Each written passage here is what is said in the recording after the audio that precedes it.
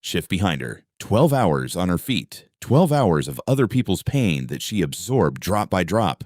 The way everyone does who chose this profession not for the money, but because they simply don't know how to live any other way. Maya walks through the hospital's automatic doors, and the cold night air touches her face for the first time all day. She doesn't notice how badly her hands are trembling. This level of exhaustion stopped feeling like exhaustion long ago. It became a permanent state.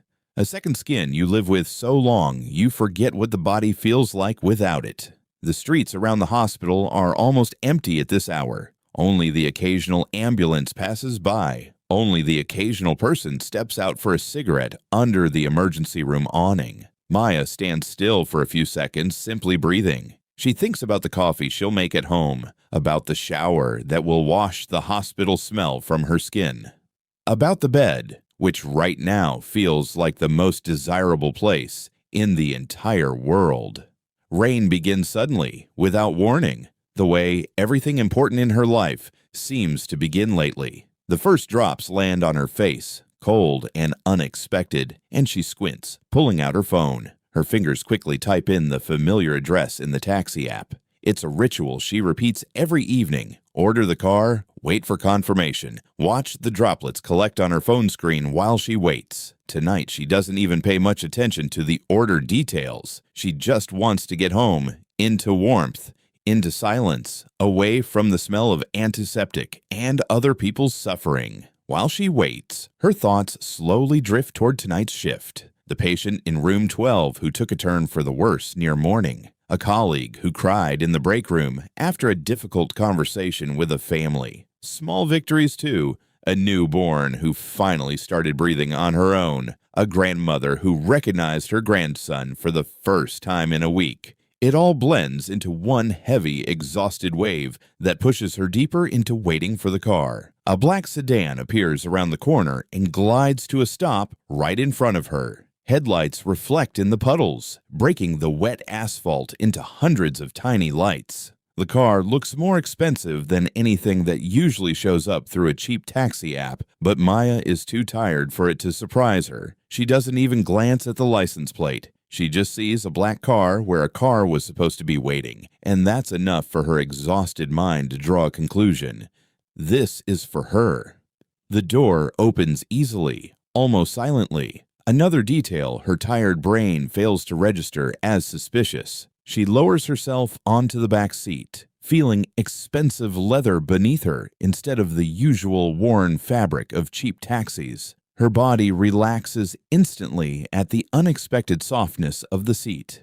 The last thoughts of work dissolve, sinking into the desire to simply close her eyes for just a few minutes of the ride home. The door closes with a quiet, expensive click. That sound is the last moment she could have noticed something, suspected something, turned around, and seen that this wasn't the car she'd ordered. But she doesn't. Her eyes are closed, her head falls back against the headrest, and the moment that could have changed everything passes irrevocably, dissolving into the hum of the engine and the rain on the roof. In the darkness of the cabin, somewhere her attention hasn't reached yet, a man's hand slowly adjusts a cufflink on the sleeve of an expensive jacket. The movement is confident, practiced, almost mechanical. The movement of a man accustomed to every detail of his appearance being flawless, even in moments of the greatest inner turmoil. She is not alone in this car. Someone is already here, and that someone is watching her with a curiosity he didn't expect from himself. The driver glances quickly in the rearview mirror. His face carries the faint tension of a man who has just realized something has gone off plan. He knows who is supposed to be sitting in the back seat of this car tonight. And it is certainly not an exhausted nurse in green scrubs who has just settled in as if it were the most natural thing in the world.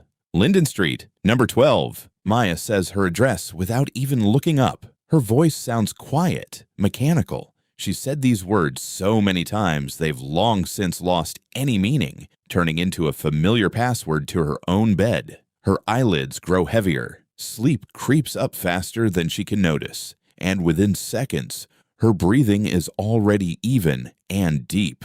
The man beside her turns his head, slowly, carefully, as if afraid of startling something fragile. His gaze lingers on her face longer than mere curiosity would require, in the darkness of the cabin, lit only by the flicker of strie. 3 weeks pass since that night at the private clinic. Jun-ho recovers faster than the doctors expected, though Maya keeps insisting on caution, on regular bandage changes, on following a regimen that he, despite all his authority in his own world, follows without question whenever it comes to her instructions. A new, unusual balance settles between them, the balance of two people belonging to entirely different worlds who have found a way to exist at the intersection of those worlds together. She begins spending part of her free time at his house, a large but surprisingly modest residence on the city's outskirts, far from the ostentatious luxury she expected to see. "I thought you lived in a penthouse overlooking the entire city," she says one day, looking around the simple but tasteful interiors. He laughs genuinely and easily for the first time in a long while. "Penthouses attract too much attention. I learned to value being unnoticed far more than displaying status." But despite the fragile peace settling between them, the shadow of danger never fully disappears. The investigation into the betrayal that occurred the evening they first met continues alongside their relationship. Min-jun, now not just a bodyguard, but a trusted figure in everything concerning Maya, regularly reports on progress in finding the traitor within the organization. One evening, as Maya cooks dinner in the spacious kitchen of his house, a habit she kept from the days when cooking was the only way to unwind after a hard shift, Jun-ho walks in with an expression she's already learned to recognize, a serious conversation ahead. "We found him," he says quietly. "The person who betrayed us that night." She pauses, setting down the knife, giving him her full attention.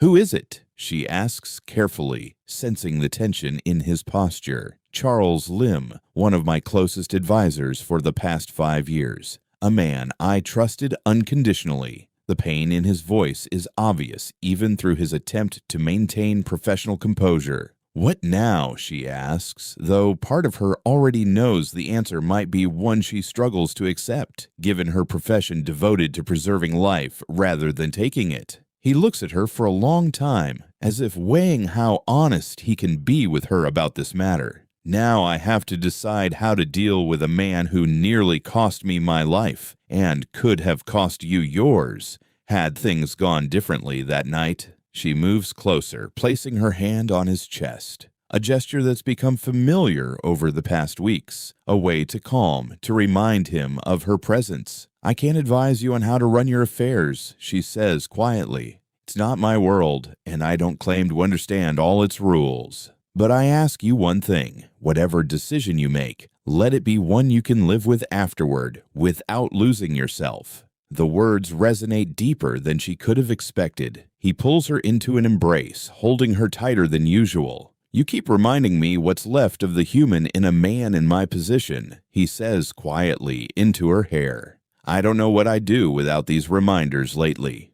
The next day, through a brief conversation with Min-jun, she learns that Charles Lim was apprehended, but to the great surprise of everyone familiar with the organization's usual methods, handed over to the police instead of facing the more traditional resolution typical of such matters in the criminal world. When she asks Jun-ho about this decision that same night, he merely shrugs with a faint smile. "Someone convinced me there are other paths to justice besides the ones I was used to." Yet the calm proves deceptive. One morning, as Maya prepares for her shift at the hospital, she's called into the head physician's office, an unusual situation in itself that immediately puts her on edge. Waiting in the office isn't just the head physician, but 2 men in formal suits who instantly mark themselves as representatives of some official body.